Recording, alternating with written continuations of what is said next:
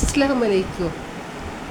പിന്നെ ഞാൻ ഇന്ന് നിങ്ങളുടെ മുമ്പിൽ സംസാരിക്കാൻ വന്നിരുന്നത് 4-ാം ഭാഗം ഞാൻ പറഞ്ഞു. ഇത് 5-ാം ഭാഗമാണ് സംസാരിക്കാൻ വന്നിരിക്കുന്നത്.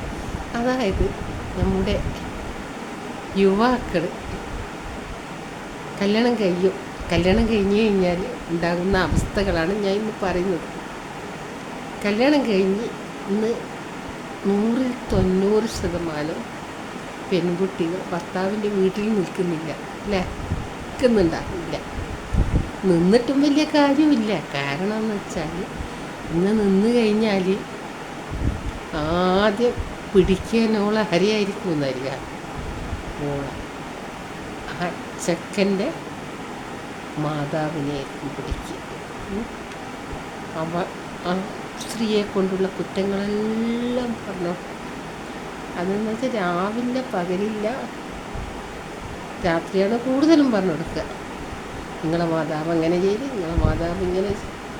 അപ്പം ആ സ്ത്രീയെ വെറുപ്പിക്കും. പിന്നെ പിന്നെ പറയണ്ട, പെങ്ങന്മാരെയും വെറുപ്പിക്കും. പിന്നെ അതിൻ്റെ ഉള്ളിൽ അങ്ങോട്ടും ഇങ്ങോട്ടും താഴെയുള്ളവരെല്ലാം ഈ പെൺകുട്ടി വെറുപ്പിക്കുകയും ചെയ്യും. അപ്പം നമുക്ക് കുട്ടികൾക്ക് നമ്മൾ ഇതെന്നാ കൊണ്ടുകൊടുക്കുക, ചെറിയ കുട്ടിയൊക്കെ എന്നാ കൊണ്ടുകൊടുക്കുക, കളിക്കുന്ന സാധനമാണ് കൊണ്ടുകൊടുക്കുക, അല്ലേ?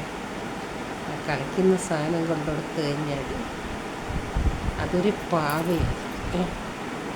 അതേപോലെ ആക്കിയെടുക്കും. ആരെ?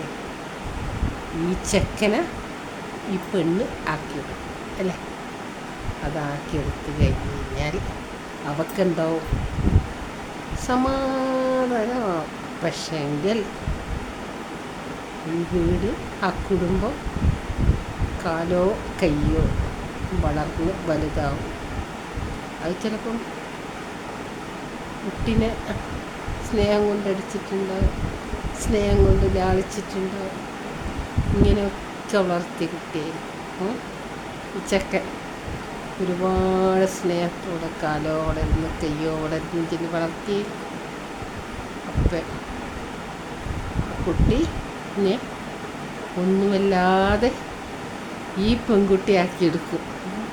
പിന്നെ ഉള്ളം കയ്യിലുള്ള എന്തെന്നാ പറയുക, ഉള്ളം കയ്യിലുള്ള പാവയാക്കിയിട്ട് ആക്കിയെടുക്കും. അതെടുത്തു കഴിഞ്ഞ് ആ കുടുംബം നശിക്കുന്നത് ഈ ചെറുപ്പക്കാരനറിയുന്നില്ല. ഞാൻ നശിച്ചു കൊണ്ടിരിക്കുകയാണെന്ന്. ഓരോരോ മിനിറ്റുകൾ കൊടുക്കും.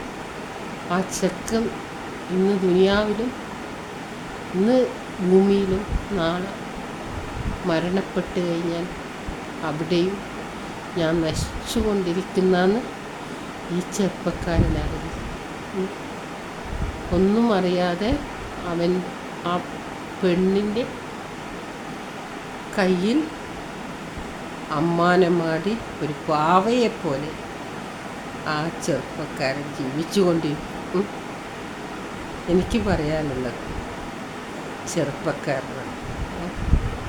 അവർ നല്ലോണം ശ്രദ്ധിച്ച് നോക്കി കണ്ടു കല്യാണം കഴിക്കണം.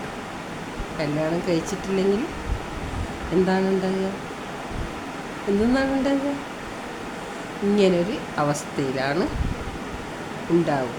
പിന്നെ അവനിക്ക് സംസാരമില്ല, പിന്നൊന്നുമില്ല.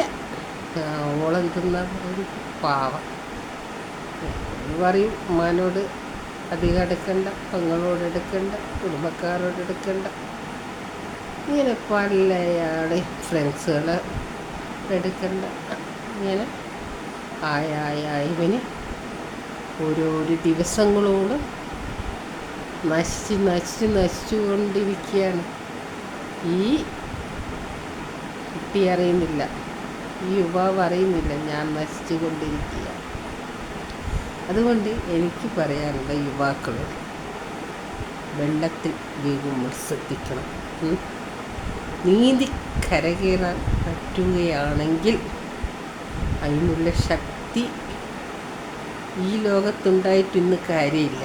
അത്രയും ശ്രദ്ധിക്കുക. ശ്രദ്ധിച്ചിട്ട് നീന്തിയിട്ട് കരകയറാൻ നോക്കും. Okay, bye. എനിക്ക് നിങ്ങളോട് ഒരു ഓർമ്മപ്പെടുത്തലുണ്ട്. എന്താണെന്നറിയാം, അത് എനിക്ക് ലൈക്കും സബ്സ്ക്രൈബും ചെയ്യാം. Okay, bye. നമുക്ക് പിന്നെ കാണാം.